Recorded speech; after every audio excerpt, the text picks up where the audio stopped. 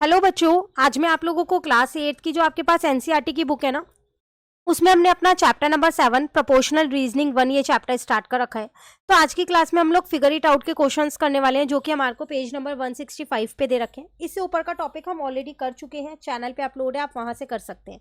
ठीक है, तो चलिए स्टार्ट करते हैं हम अपने फिगर इट आउट के क्वेश्चन। क्वेश्चन नंबर 1 आपसे क्या कह रहे हैं यहाँ पर, circle the following statement of proportions that are true. इनमें से जो भी स्टेटमेंट प्रपोर्शन में है जो कि ट्रू है, आपको उन पे सिर्फ सर्कल करना है यहाँ पर। तो आपको पहले ये चेक करना पड़ेगा कि ये प्रपोर्शन में है या नहीं है। तो अगर आप फर्स्ट वाली देखो तो 4:7 है, ये तो ऑलरेडी अपनी लोएस्ट फॉर्म में है, आप इसको चेंज नहीं कर सकते, है ना। तो आप क्या करोगे यहाँ पर 12/21। अब इसको सॉल्व करने का तरीका क्या है वो यहाँ पर देखिए आप। तो हमारे पास जो रेशो थी वो थी 4:7, डबल रेशो था हमारे पास 12/21। तो प्रपोर्शन में तभी होते हैं जब ये दोनों रेशो और ये दोनों रेशो जो है वो सेम हो। तो 4/7 है इज इक्वल्स टू 12/21 है। अगर आप इसे कट करो तो 3 की टेबल से कट कर सकते हो, तो ये भी 4/7 ही आ रहा है, इक्वल आ रही है दोनों। तो हम यहाँ लिख देंगे the given statement is true.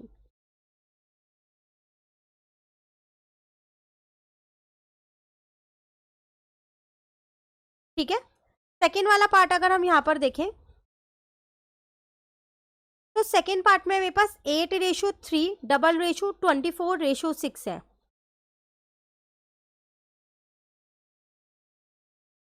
तो इसका मतलब 8/3 इज इक्वल टू 24/6 होना चाहिए। 8/3 तो ऑलरेडी हमारे पास लोएस्ट फॉर्म में है, इसको कट कर देती हूँ। तो यहाँ पर मेरे पास आएगा 3 2 जा 6 और 3 8 जा। लेकिन अगर आप ध्यान से देखो तो यहाँ पर मेरा अभी भी ये कट हो सकता है 4 पे। तो क्या 8/3 जो है वो 4 के इक्वल है? नो। तो given statement is not true. Clear. C part अगर हम इसका देखें, थर्ड पार्ट 7:12, 12:7 है, देन डबल रेशो 12:7 है। तो इसका मतलब 7/12 इज इक्वल टू 12/7। कहने के लिए दोनों लोएस्ट फॉर्म में है, पर ये दोनों इक्वल नहीं है, नॉट इक्वल है। तो given statement is not true.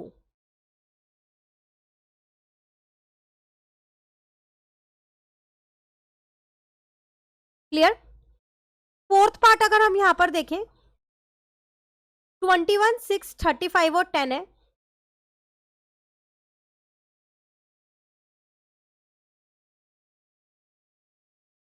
इसका मतलब 21/6 जो है वो 35/10, ये दोनों इक्वल होने चाहिए। इसको तो मैं 3 से कट कर सकती हूँ, 3 2 जा 3 7 जा। इसको 5 से कट कर सकती हूँ, दोनों इक्वल आ रहे हैं। 7/2 7/2 आ रहा है। तो इसका मतलब गिवन स्टेटमेंट जो है वो क्या है, आपके पास ट्रू है।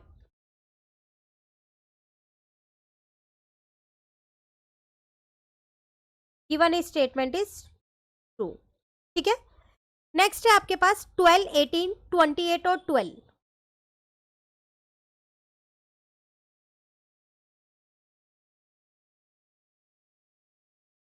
तो 12/18 जो है वो किसके इक्वल है, 28/12 के इक्वल है, ये मुझे यहाँ पर चेक करना है। तो पहले इनकी लोएस्ट फॉर्म निकाल लेते हैं। तो 6 2 जा 6 3 जा, इसकी लोएस्ट फॉर्म तो 2/3 आ गई। अगर आप इसकी लोएस्ट फॉर्म देखो तो 4 7 जा 4 3 जा। तो क्या ये दोनों इक्वल है? नहीं। तो given statement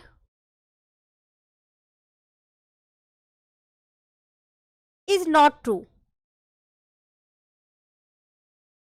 clear. Next and the last part is 24 8 9 और 3।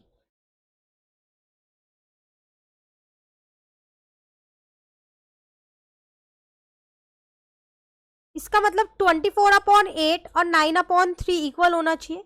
इसकी लोएस्ट फॉर्म तो मेरे को 3 दिख रही है सीधा सीधा, इसकी लोएस्ट फॉर्म भी 3 दिख रही है, दोनों इक्वल ही है।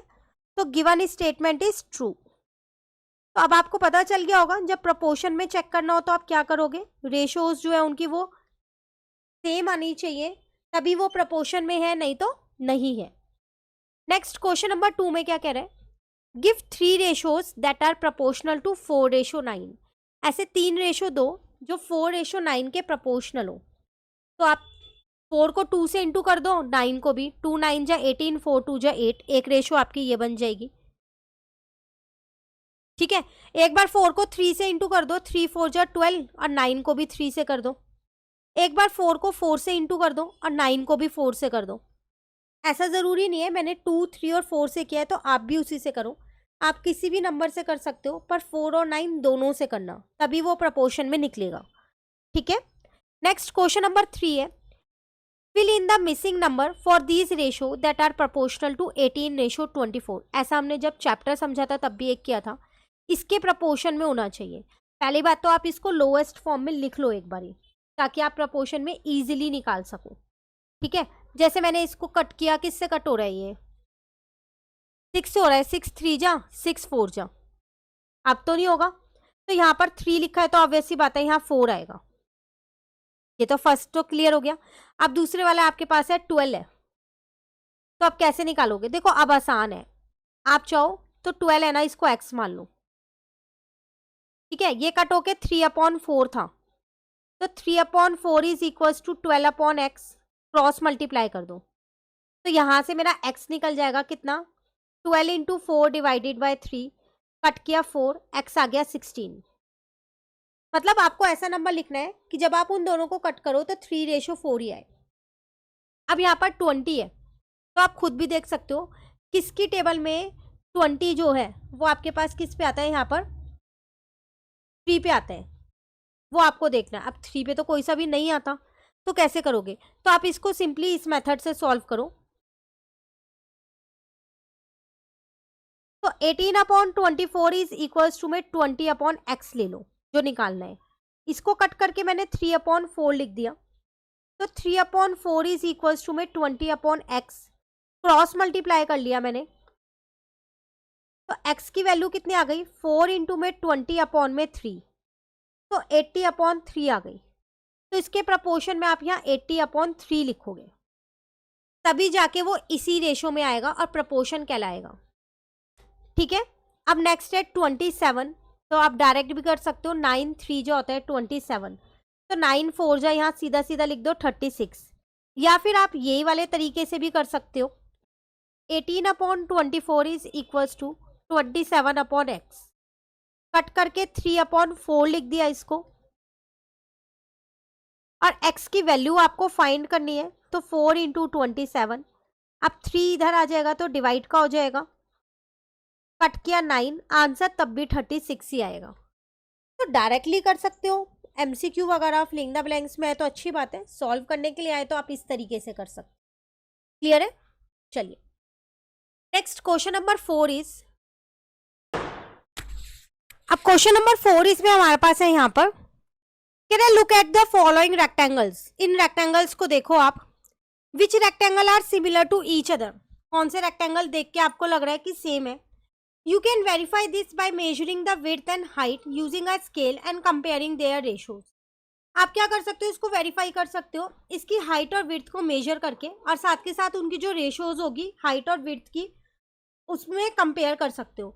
जैसे अगर आप नॉर्मली सिर्फ देखो अभी बिना मेजर करे, तो ए और ई रेक्टेंगल मुझे लगभग सेम लग रहा है, बाकी कोई और सेम नहीं लग रहा, लेकिन आपको क्या करना है, इसको वेरीफाई भी करना है, तो आपको क्या करना पड़ेगा, स्केल से इनकी ये मेजर करनी पड़ेंगी साइड्स को। फॉर एग्जांपल मैं मान लेती हूँ ये 5 है मेरे पास और ये 15 है। ठीक है, उसी तरीके से मैंने इसमें भी यही किया, 5 और 15 इसको मान लिया, क्योंकि मुझे दोनों देखने में सिमिलर लग रहे हैं। तो अगर मैं इनकी रेशोज निकालूंगी, जैसे ए की मैंने रेशो निकाली, तो वो मेरे पास आ जाएगी यहाँ पर 1/3, और अगर मैं ई की रेशो निकालूं यहाँ पर, ये पहले से ना थोड़ा सा देखो टेढ़ा बना हुआ है, तो इसकी हाइट जो है वो 5 कहलाएगी, और विड्थ 15, तो 15/5 आएगा, तो 3/1 आएगा। मतलब एक साइड जो है वो दूसरी साइड के 3 गुना है, इसलिए सिमिलर लग रहे हैं, पर रेशो से चेक करूं तो ये सिमिलर नहीं है, क्योंकि मैंने यहाँ पर ए वाले में विड्थ ऊपर रखी है और हाइट नीचे रखी है, तो ऑब्वियस सी बात है ई वाले में भी विड्थ ऊपर और हाइट नीचे रखूंगी। सेम ऐसे आपको बी सी और डी की ये लेंथ स्केल से मेजर करनी है और लिखनी है, उसके बाद ऐसी उनकी रेशो निकालनी है विड्थ अपॉन हाइट करके। तो आप सिर्फ यही जानोगे कि only rectangle A and E R similar. सिर्फ यही दोनों आपको देखने में सिमिलर लग रहे हैं, और साथ के साथ अगर आपने कंपेयर किया तो भी आपको यही दो मिलेंगे जिनकी साइड की रेशोज का जो रेशोज है वो बराबर होंगी। मतलब जैसे विड्थ और हाइट में 5 टाइम्स का फर्क है ए में, ऐसी ई में होगा। क्लियर। नेक्स्ट क्वेश्चन नंबर 5 क्या कह रहा है आपसे, look at the following rectangle, can you draw a smaller rectangle and a bigger rectangle with the same width to the height ratio in your notebook. Compare your rectangle with your classmates' drawing. Are all of them the same? If they are different from yours, can you think why? Are they wrong? कह रहे आपको यहाँ पर एक rectangle दे रखा है जो कि आपको नीचे दिख रहा होगा। कह रहे क्या आप एक छोटा रेक्टेंगल और एक बड़ा रेक्टेंगल बना सकते हैं जिसकी विड्थ सेम होगी, same width to height ratio. मतलब मान लो अगर आपके पास इसकी विड्थ और हाइट अगर आप स्केल से नापो तो मैं मान लेती हूँ कि ये 32 और ये मेरे पास 18 मिलीमीटर में है। ये मैंने सिर्फ एक एज्यूम किया है, आपको पूरा स्केल से मेजर करना है।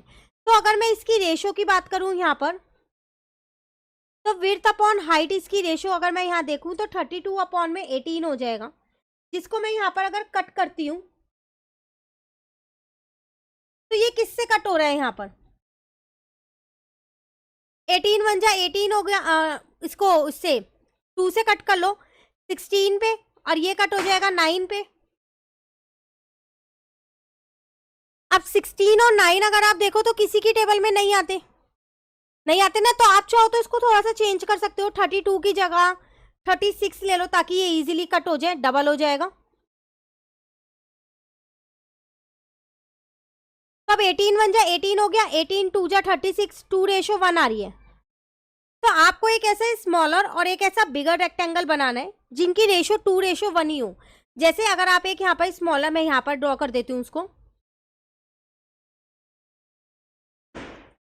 आंसर नंबर 5 है ना ये हमारे पास। मैंने यहाँ पर एक छोटा रेक्टेंगल ड्रॉ कर दिया और एक बिगर रेक्टेंगल ड्रॉ कर दिया, पर याद रखना मेरी रेशो 2:1 होनी चाहिए विड्थ और हाइट की। तो अगर मैं ये 4 ले रही हूँ तो ये 2 ले लूंगी, ठीक है ना, यहाँ 6 ले लूंगी और यहाँ 3 ले लूंगी, तो ये 2:1 ही तो है। कट करोगे तो 4:2 करोगे तो 2:1 आएगा, 6:3 करोगे तो 2:1 आएगा। क्लियर। तो आपको एक छोटा और एक बड़ा रेक्टेंगल बनाना था, लेकिन उनकी जो रेशो है विड्थ टू हाइट की वो सेम होनी चाहिए इस वाले के जितनी। तो पहले आपको क्या करना है, स्केल से की हेल्प से इसको और इसको मेजर करना है। जो भी इनकी रेशो आएगी विड्थ टू हाइट की, वैसे ही उसी के बेसिस पे एक स्मॉल और एक बिगर रेक्टेंगल आपको बनाना है। और उसके बाद आपके क्लासमेट ने भी बनाया होगा, तो आपको चेक करना है क्या सबके रेक्टेंगल सेम है। और अगर किसी का डिफरेंट है तो क्यों डिफरेंट है, क्योंकि बुक में तो ये एक ही फिगर बनी है, तो सबने सेम ही मेजर किया होगा, सबकी रेशो भी सेम ही निकली होगी। तो फिर बिगर और स्मॉलर में क्या चेंजेस आ रहे हैं वो आपको नोटिस करना है। क्लियर। चलिए नेक्स्ट क्वेश्चन नंबर 6 में आपसे क्या कह रहा है यहाँ पर, the following figure show a small portion of a long brick wall with patterns made using coloured bricks. Each wall continue this pattern throughout the wall. What is the ratio of a grey brick to the coloured brick? Try to give the ratio in their simplest form. आपको यहाँ पर एक छोटा सा portion दे रखा है long brick का, brick wall का, ठीक है। इसमें एक पैटर्न बन रहा है, अगर आप ध्यान से देखो तो आपको ग्रे कलर का और रेड कलर की जो कलर्ड है, एक ग्रे और एक कलर्ड है, ए वाले में रेड कलर है, बी वाले में येलो कुछ कलर है, तो आपको उनकी रेशो बतानी है, ठीक है। अब आप उनकी रेशो कैसे बताओगे, पहले आपको ये पता होना चाहिए कि जो ग्रे कलर की ब्रिक्स है वो कितनी लगी हुई है और जो रेड कलर की है वो कितनी लगी हुई है, तभी तो निकाल पाओगे। तो चलो ग्रे कलर की ब्रिक्स को ऐसा करते हैं, हम यहाँ पर काउंट कर लेते हैं कि कितनी लगी हुई है। तो आप ध्यान से देखो, वो आपसे कह रहा था कि एक ये पूरी लॉन्ग वॉल है, उसका एक पोर्शन है, तो इसमें जो पैटर्न फॉलो हो रहा है वो बीच में से देखेंगे, जैसे 2 ग्रे हैं, फिर 3 ग्रे हैं, फिर 4 ग्रे हैं। सिमिलरली 2 ग्रे, 3 ग्रे, फिर 4 ग्रे, तो 2 3 4 ग्रे का ये पैटर्न फॉलो हो रहा है, और रेड वाली का 3 2 1 ये पैटर्न फॉलो हो रहा है हर एक में। तो हम इसकी रेशो इजिली निकाल सकते हैं। कैसे निकालेंगे, यहाँ पर देखिए,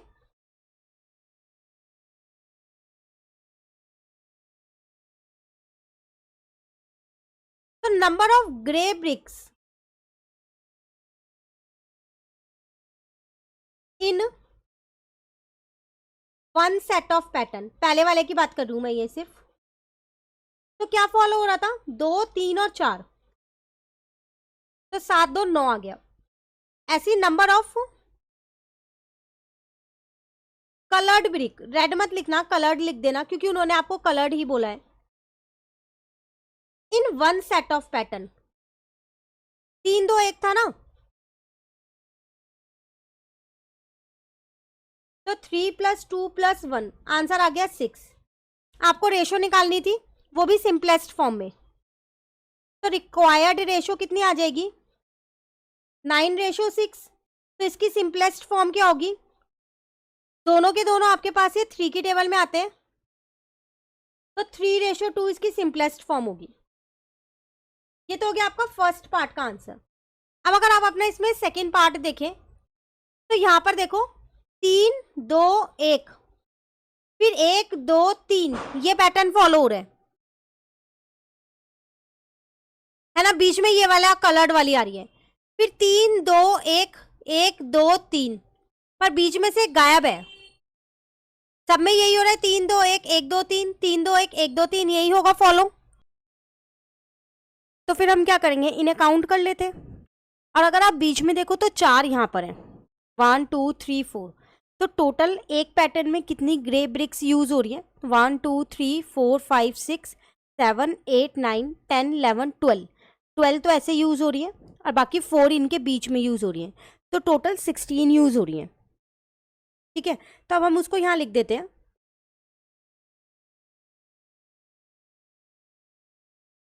तो नंबर ऑफ ग्रे ब्रिक्स लिखोगे आप यहाँ पर,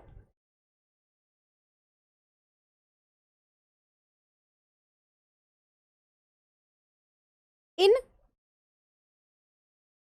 वन सेट ऑफ पैटर्न, बाकी सब में भी क्योंकि ऐसी ही यूज हो रही है, तो वो है टोटल 16। अब ऐसी कलर्ड वाली काउंट कर लो, तो 1, 2, 3, 4, 5, 6, 7, 8, 9, 10, 11, 12, तो एक पैटर्न में 12 है जो कलर्ड की है, तो वो यहाँ लिख दो, number of coloured BRICS in one set of pattern, तो वो कितनी है, 12 है। तो आपको रेशो निकालनी थी, तो रिक्वायर्ड रेशो आप इजीली निकाल सकते हो यहाँ पर, तो रिक्वायर्ड रेशो कितनी आ जाएगी आपके पास, 16:12 हो गया, और आपको इसको सिंपलेस्ट फॉर्म में निकालना है, तो इसकी सिंपलेस्ट फॉर्म यहाँ लिख देते हैं, 16 और 12 दोनों ही 4 की टेबल में आते हैं, तो ये 4 पे आता है और ये 3 पे, तो ये इसकी सिंपलेस्ट फॉर्म हो गई। क्लियर हो गया क्वेश्चन नंबर 6। चलिए क्वेश्चन नंबर 7 पे आते हैं, लास्ट क्वेश्चन है, देन ये फिगर इट आउट के question complete and next topic start हो जाएगा। कह रहे let us draw some human figures, measure your friends body, the length of their head, torso, arms and legs, write the ratios as mentioned below। कह रहे कि चलो ऐसा करते हैं, कुछ ह्यूमन की मतलब हम इंसानों की यहाँ पर क्या कर रखी है, ये फिगर बना रखी है, तो जो इन बॉडी पार्ट्स हैं उनको मेजर करते हैं और उनकी रेशियो निकालते हैं। सबसे पहली बात तो हेड आपको पता है क्या होता है, आर्म्स पता है, लेग्स पता है, लेकिन जो ये है टोर्सो, ये क्या होता है, देखो ये यहाँ का एक बॉडी पार्ट होता है, ठीक है, सेंट्रल पार्ट होता है जिसमें चेस्ट हो गया, आपका एब्डोमेन हो गया, बैक हो गई, ये सारी चीज़ें जो हैं वो इंक्लूड होती हैं। ठीक है, तो ये पार्ट होता है। अब आपको क्या करनी है, इनकी रेशियो निकालनी है, तो अब आपको अपने फ्रेंड्स की जो है हेड और इसको मेजर करना है, फिर यहाँ रेशियो लिखनी है, ऐसे उसकी आर्म्स और टोर्सो को मेजर करना है, लेग्स को मेजर करके इसके साथ, तो यहाँ डिफरेंट डिफरेंट रेशियोज आएंगी, सबकी अलग अलग आएंगी क्योंकि सबके फ्रेंड अलग अलग हैं, और आपको यहाँ रेशियो लिखनी है। उसके बाद कह रहा है now draw a figure with head, torso, arm and leg with equivalent ratio and above. तो जो रेशियोज आपने ऊपर निकाली हैं, अब उसी पे बेस्ड आपको क्या करना है, यहाँ पर वही ह्यूमन फिगर ड्रॉ करनी है। तो मैं यहाँ पर आपको एक छोटा सा एग्जाम्पल लेके समझा देती हूँ, फिर आप अपने फ्रेंड के साथ इस एक्टिविटी को कर सकते हैं। तो मैंने माना कि आपका जो भी कोई फ्रेंड है उसका हेड वगैरह ये मैंने सिर्फ एस्टिमेट लेके कर रही हूँ, 22 सेंटीमीटर है। ठीक है।